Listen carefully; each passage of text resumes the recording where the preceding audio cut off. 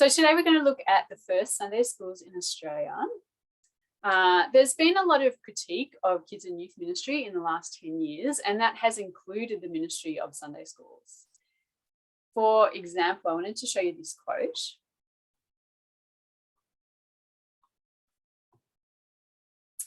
This is from Tim Wright. He says, "With good intentions, we attempted to raise kids to be Christians, but we didn't raise them to be church Christians. And perhaps that in part is why so few of them attend a church today. We've essentially Sunday schooled them out of church because we never assimilated them into church. We never church broke them."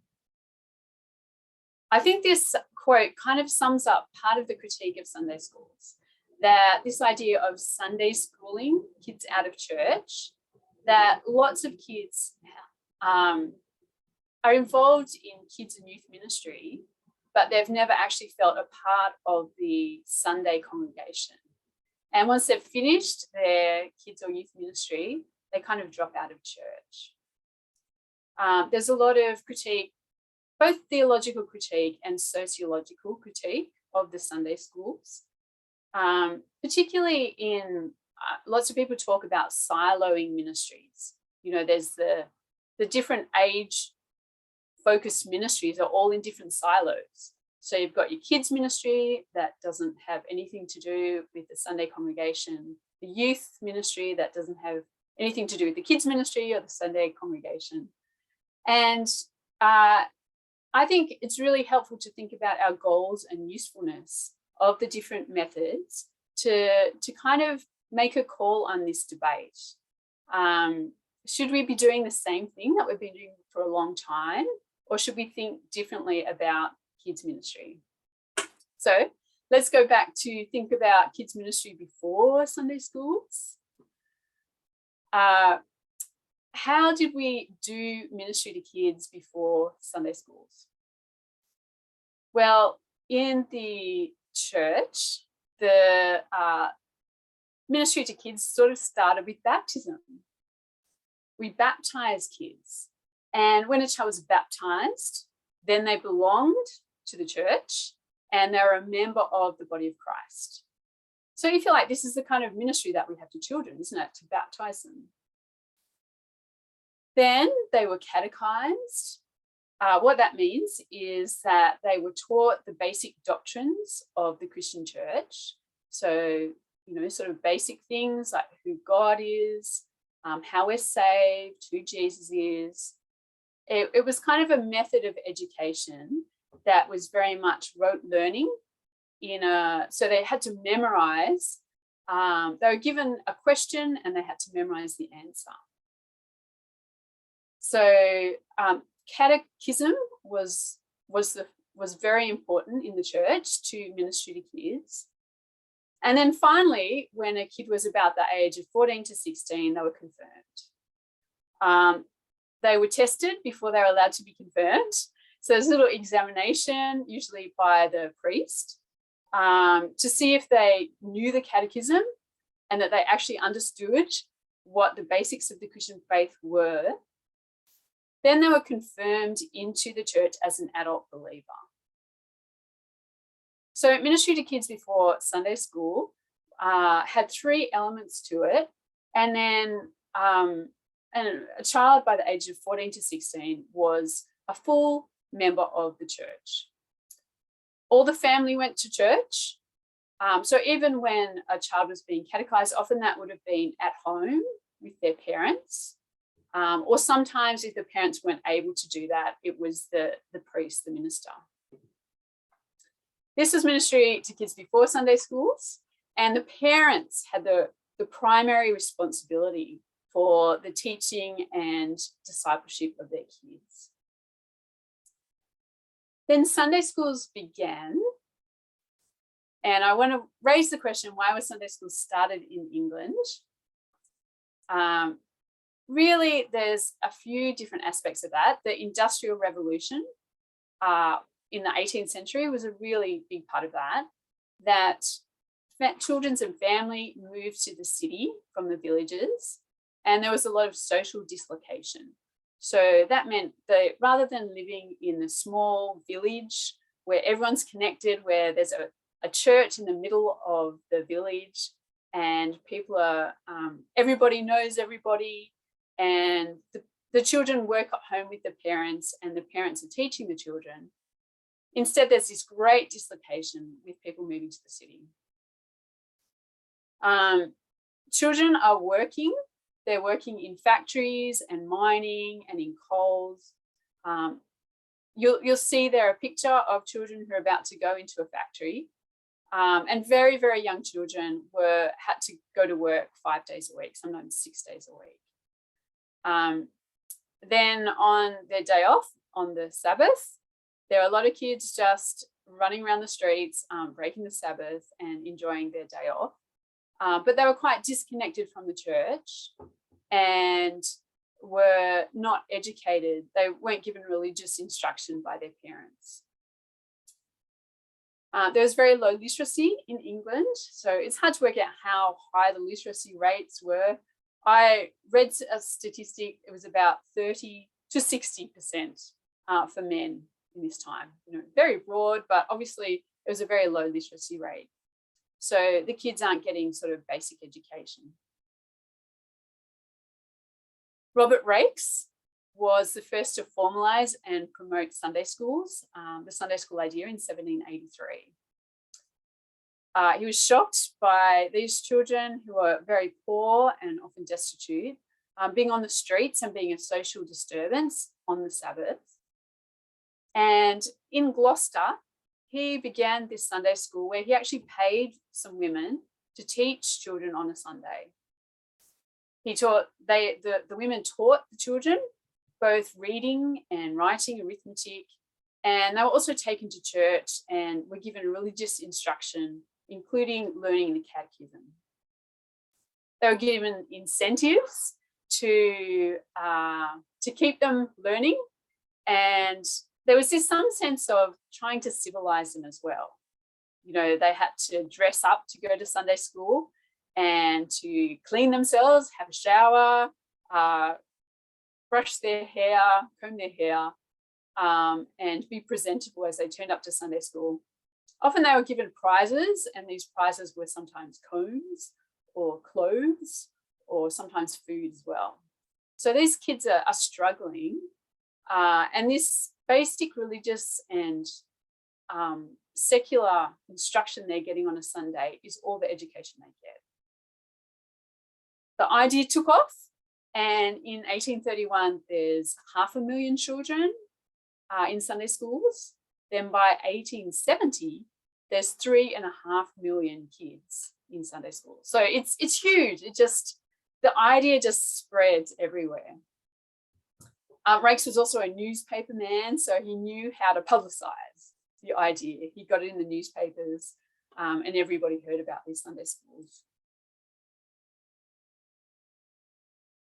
Now, why were these Sunday schools, why did they begin? Why were they so popular? I've got a quote here from the Gloucester Journal, which is where Robert Rakes lived, and the journal that he owned. And what I want you to do is to read that quote, and if you could put in the chat an answer to that question: what was the goal of these Sunday schools? What did Rakes hope to do?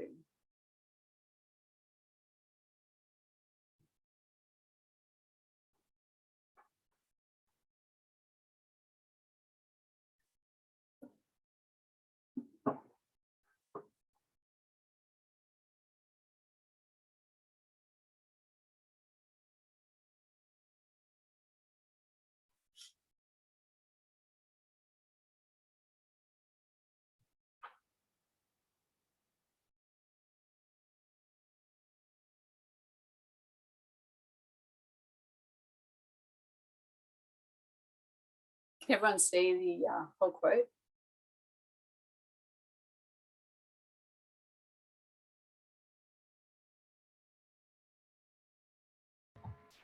I can't see it all on my screen. Can't see it all because no.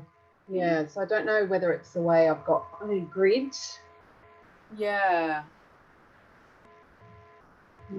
Or is it mine? Is that better? No, it's just because I've got like my grid on the side, and so should I try and move my grid around? Yeah, if you, oops. So I click on this grid thing, don't I? Very tech.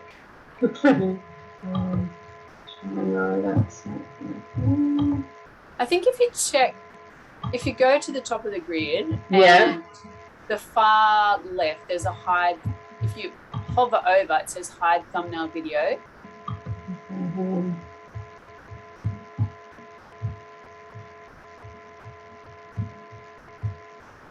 And that should help. Swap shared screen. Saying swap shared screen with video. Hide thumbnail video. Yeah, that's it. Hide thumbnail, that one? Yep. Okay. Oh, yes. Thank you so much. Great, great.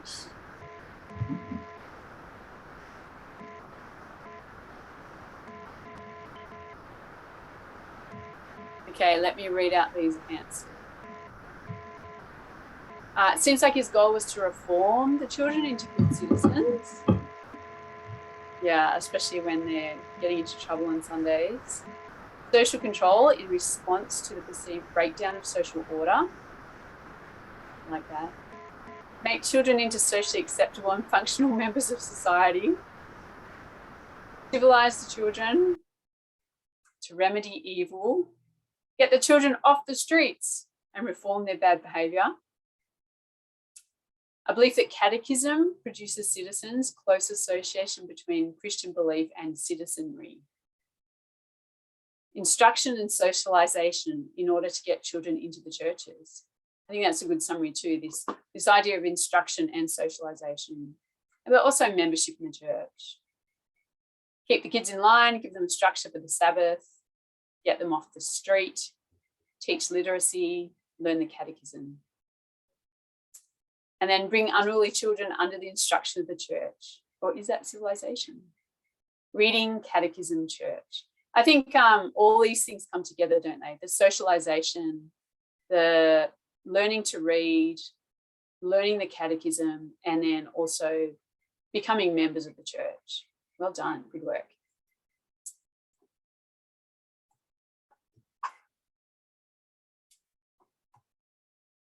So that was in England. What happened in Australia?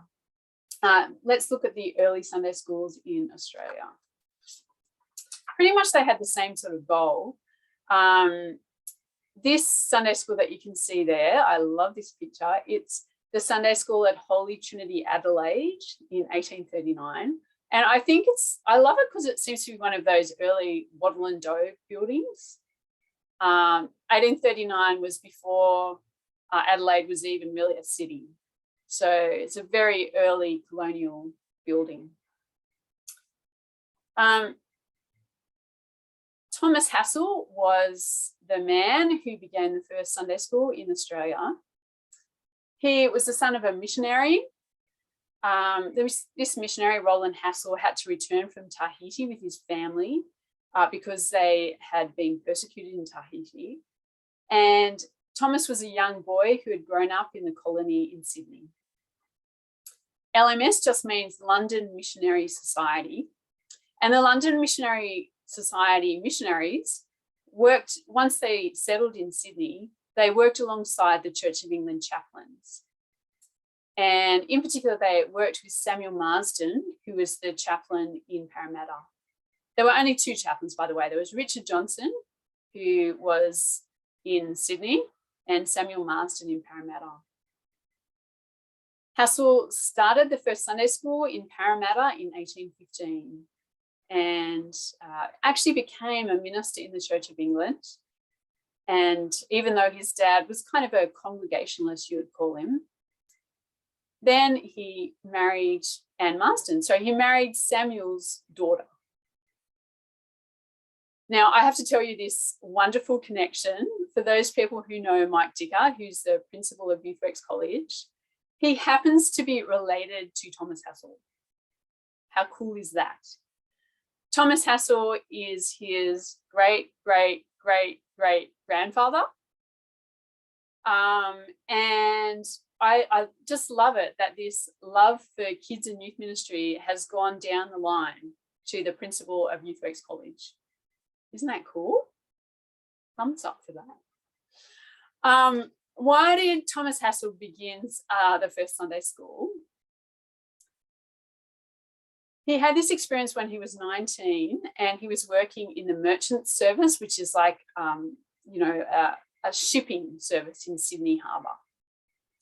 He met a little sailor boy called Jemmy Mullins, and he ended up writing up the story of Jemmy Mullins and publishing it for Sunday school children to be like an inspirational message to Sunday school children. And so on the left there, that's from the book called Jemmy Mullins.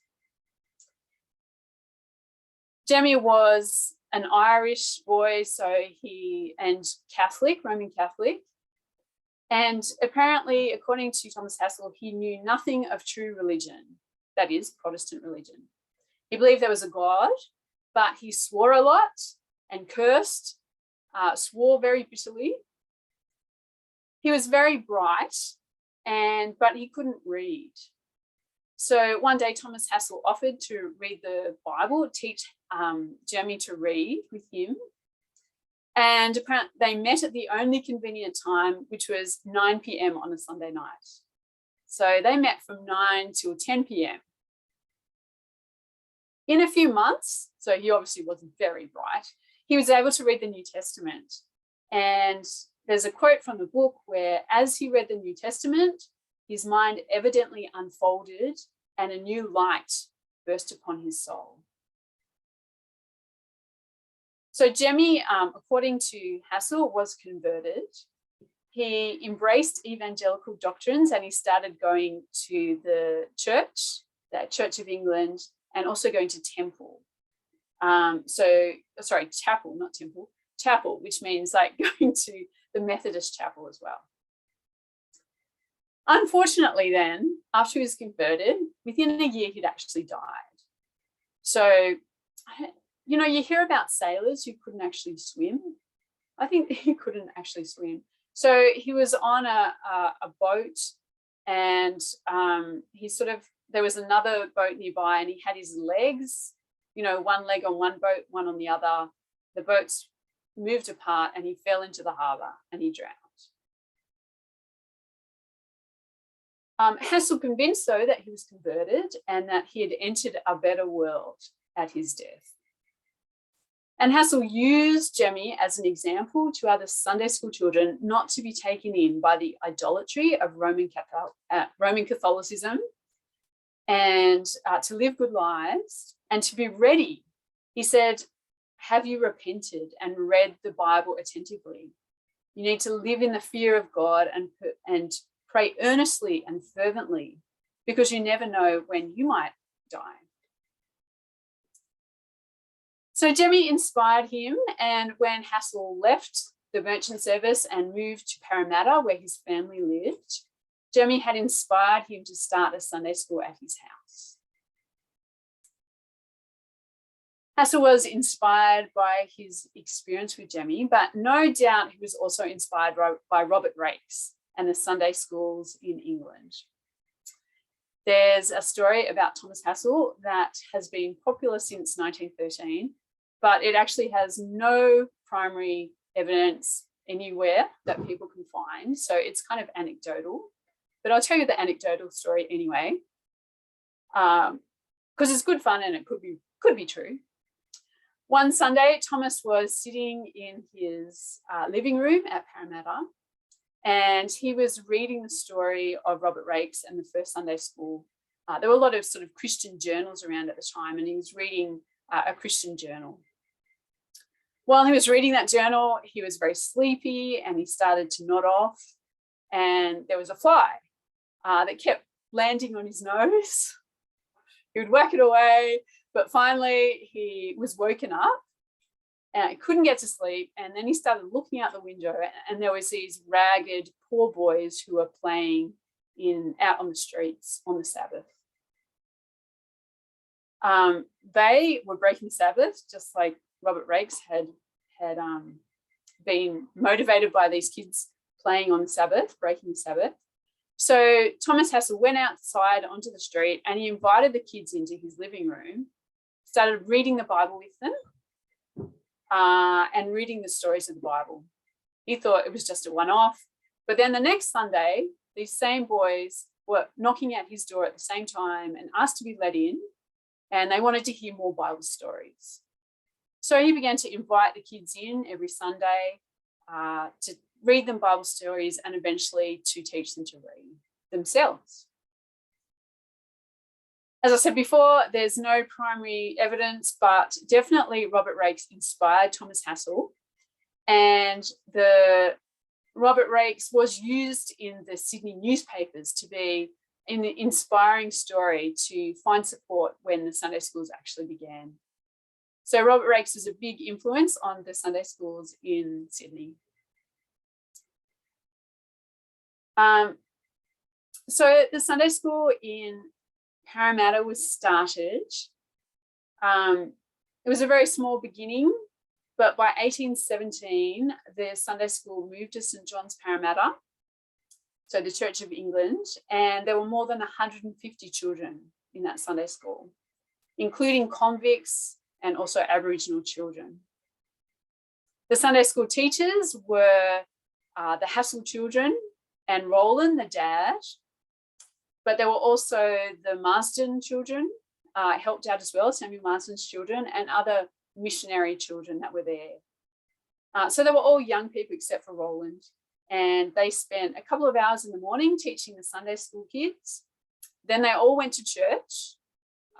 They took the children to church, and then they had a couple of hours in the afternoon as well, where they went through the catechism, taught them hymns, and continued to teach them from the Bible how to read. This is a quote from Mary Hassell, who was Thomas's sister, who helped out in the Sunday school.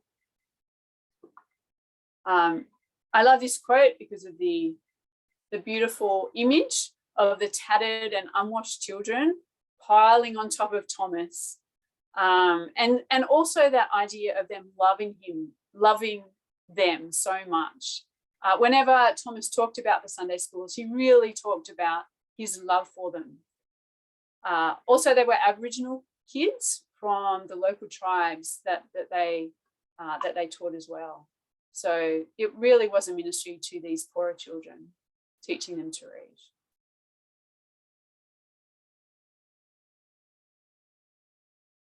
From this first Sunday school, there are a couple of objects, so historical objects, which are really beautiful. They're in the State Library in New South Wales.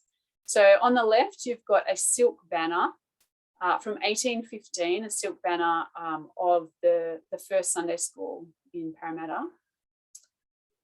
On the right is a medal awarded to Anne Hassell. She was Thomas's sister. This is awarded in 1822. They used these kinds of medals as incentives to do really good, to learn well.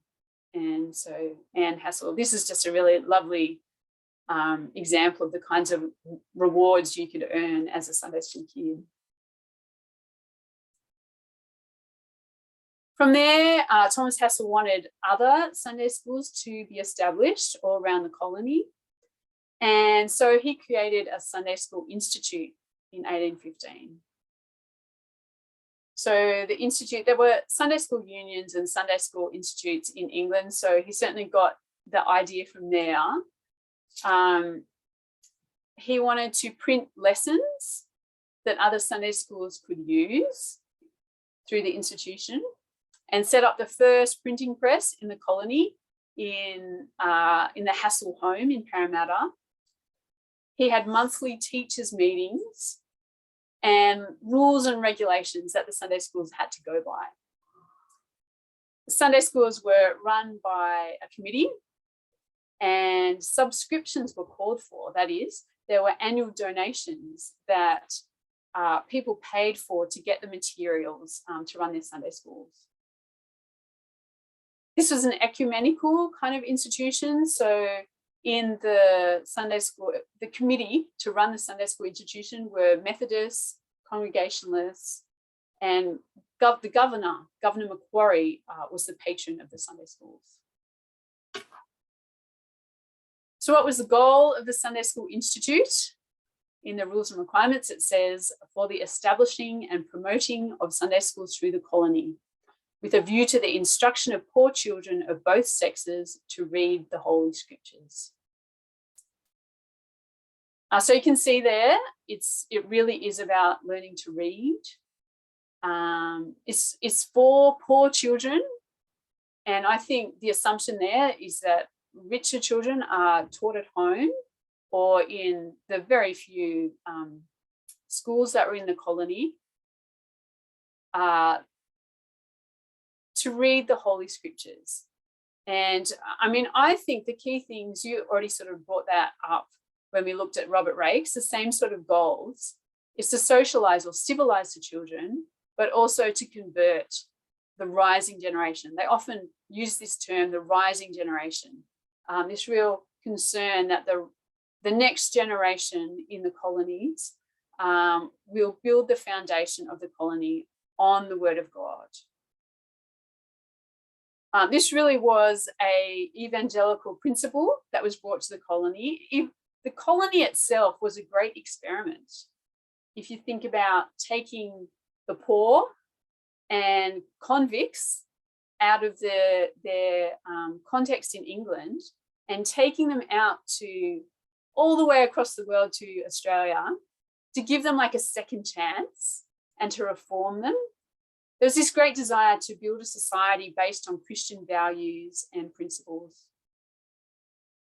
The early chaplains really didn't do that well with the convicts. There are very few conversions, but they really wanted to do better with their children. There was hope for the children of the convicts, that maybe with these convict children that we could convert them and civilize them, and that would lead to hope of having a Christian society. So what were the characteristics of these new Sunday schools? There was this real evangelical belief in the Bible to transform, that it was the Bible and reading the Bible that would both civilize and convert poor children. There's a basic education that you could teach kids to read. So in the Sunday schools, they used spelling books and writing books. They used the basic educational methods of the time.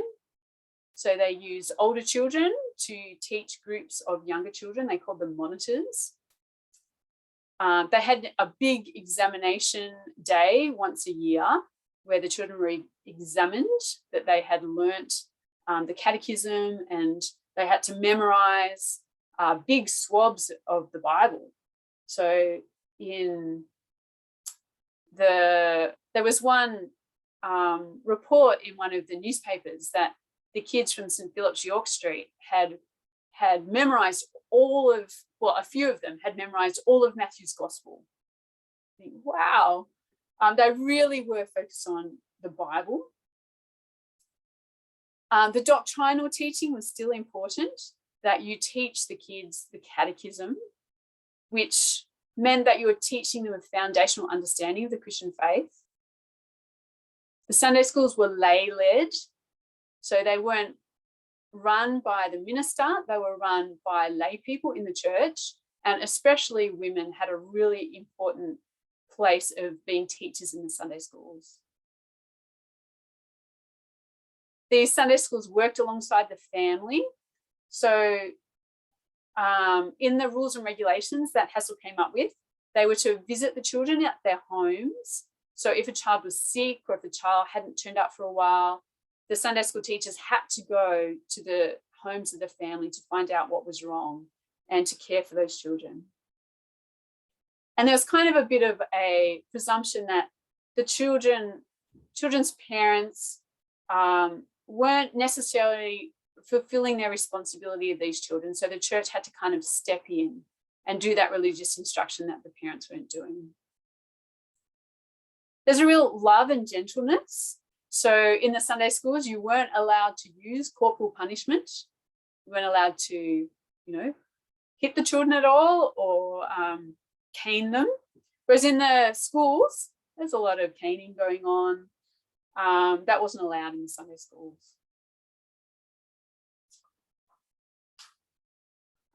Then finally, the social dimension. In the Sunday school picnics were really, really important. That once a year, you would go to, often it was the estate of someone who was well off, a rich person. And then the children would be fed on, one report said plum pudding, 14 to 16 bottles of wine. That kind of surprised me, but it was before the temperance movement. So, and then a lot of sugar and water. So they had these feasts for the children with delicious food and games. And so they did this often twice a year at a Sunday school picnic and also a Sunday school anniversary.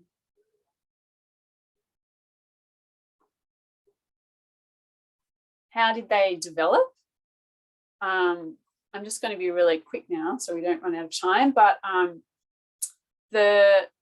the early harmony quickly broke down between the Church of England and the Methodists, but the Sunday schools spread, and often they were really championed by the Methodists actually, rather than the Church of England. The Church of England really focused on parish schools rather than Sunday schools, and they wanted to set up their schools in every single parish church. But then they began to open those same schools on Sunday for more doctrinal teaching of the Church of England, so the catechism. If kids were learning to read in the parish school, then they would learn the basic sort of doctrinal teaching on a Sunday. So there wasn't a real focus on the Sunday schools until Bishop Barker came to the colony in 1857, where he really pushed the clergymen to open Sunday schools in every one of their parishes. That is because there was a bit of a change in the colony, that more and more government schools were opening up, and the funding for parish schools was beginning to be taken away. Presbyterians took a while to get onto the Sunday school focus, and that is because they really believe that it's parents who should be doing the religious instruction of their children. It wasn't until 1847 that the first Sunday school was established, and that really was for the very poor children who they saw on the streets. So I want to work on the question, were the Sunday schools successful? Based on these two goals, I think, civilization and conversion. Did they bring about some civilization in the colony? Well, there was this quote in The Australian in 1826 saying that the primary object of the Sunday school is the diffusion of knowledge, especially among the poorer children, for especially those whose parents don't have the ability to instruct them. And in fact, in the early days of the colony, the convicts who came to Australia, only about 60% of them could read. So they didn't have literary skills themselves to be able to read the scriptures. But there were mixed feelings about whether the goal of the Sunday school was ever realised. You know, this quote here says, in numberless instances, it looks like the subsequent conduct of many persons was actually dissonant with their education. I think that means it didn't work, that too often the kids still were doing no good. They weren't good citizens. And even though the Sunday schools were trying to teach them how to live as a Christian as well as how to behave as a Christian, the Sunday schools more focused on morality. They had a moral tendency.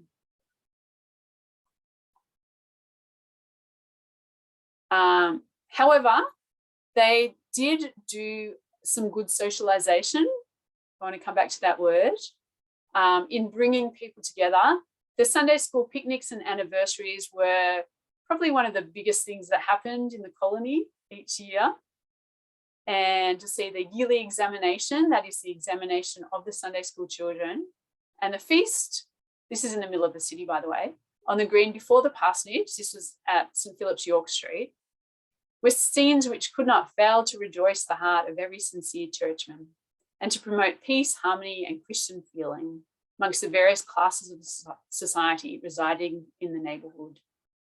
So they were really good in bringing about social harmony and amongst the different classes. What about conversion?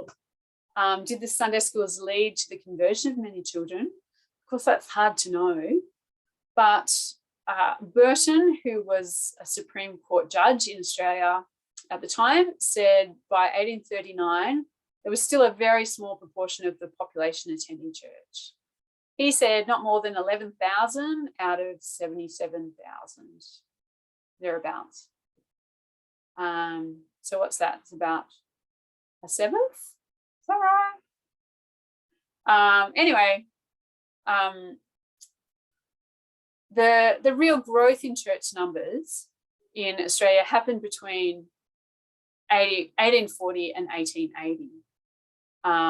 This is where you really see churches grow, when settlers come to Australia and bring their faith, and that's what the real growth in churches rather than in the early days.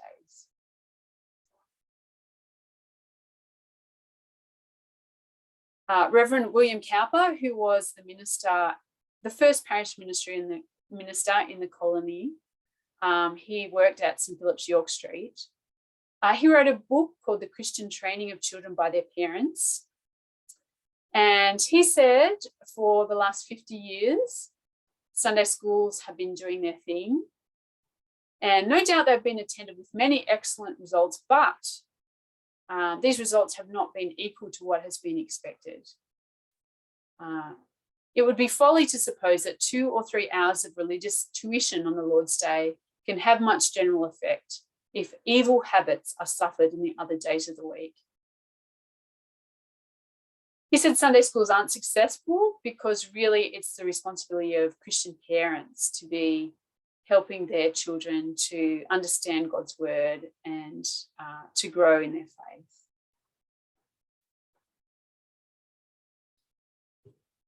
So that was the goal of the Sunday schools in the early days. Whether they were successful or not is hard to work out, but you know, the results were mixed. What about the goal of Sunday schools today? I asked my Facebook friends, that is the graduates of Youth Works College, and this is what they came up with. To support parents in teaching their children. Someone said historically it was to educate children, but more recently it's about supporting families as they bring their children up to know and love God, and to do that in an age-appropriate way. That children might grow in their love and relationship with and knowledge of God. And finally, to help parents in their discipleship of their kids. There's lots of different ways about thinking about the goals of Sunday school today. And what I really want you to think about is, what's the goal of your ministry to children? Reflecting on the history helps us to sort of sit back a little bit and to think about how it was done in the past, the different goals of the past. Obviously, in our context today, the kids that we have in our Sunday schools tend not to be kids from non-Christian backgrounds. They're kids from Christian backgrounds who also already know how to read, so we don't have to teach them to read. They don't tend to be poor children, but they tend to be children of very middle class kind of origins.